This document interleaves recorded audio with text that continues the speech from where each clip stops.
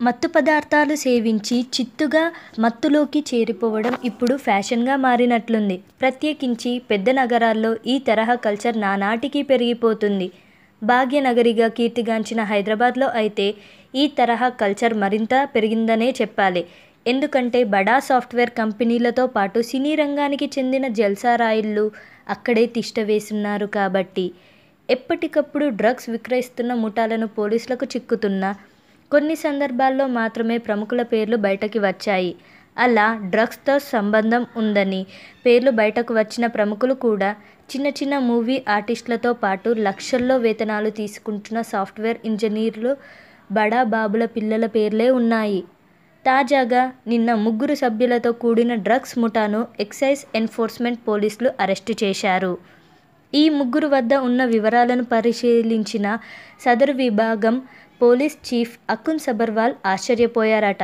ఎందుకంటే ఆ 3 వ్యక్తుల నుంచి డ్రగ్స్ కొంటున్న వారి జాబితాల్లో టాలీవుడ్కి చెందిన ఓ బడా నిర్మాత ఉన్నారట. సదరు నిర్మాత పేరు వెల్లడించేందుకు ఇంకా సమయం ఉందని చెప్పిన సబర్వాల్, పేరు మినహా ఆ బడా ప్రొడ్యూసర్ డ్రగ్స్ వాడుతున్న వైనం మొత్తాన్ని కూడా సవివరంగా చెప్పేశారు. తనకు డ్రగ్స్ కావాలంటూ అరెస్టైన ముఠాలోని ఓ సభ్యుడి సెల్ఫోన్కి ఆ ప్రొడ్యూసర్ మెసేజ్ పెట్టారట. నిందితుల సెల్ఫోన్లను పరిశీలించగా ఈ విషయం బయటపడిందని చెప్పిన సబర్వాల్, విచారణకు హాజరు కావాలంటూ సదరు నిర్మాతలకు నోటీసులు కూడా జారీ చేసినట్లుగా చెప్పారు. అంటే సదరు బడా ప్రొడ్యూసర్ నేడు పోలీసుల ముందు విచారణకు హాజరు కాక తప్పదన్నమాట.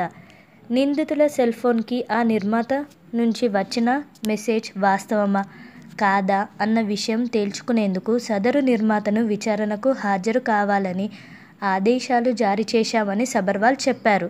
ఇప్పటికే నిందితుల ఫోన్లోని సదరు మెసేజ్ ఏ నెంబర్ నుంచి వచ్చిందన్న విషయాన్ని నిర్ధారణ చేసుకున్న తర్వాతే సదరు బడా నిర్మాతకు నోటీసులు జారీ చేశారని, ఈ వ్యవహారంలో సదరు నిర్మాతకు సంకెళ్లు పడటం ఖాయమన్న వాదన కూడా వినిపిస్తుంది.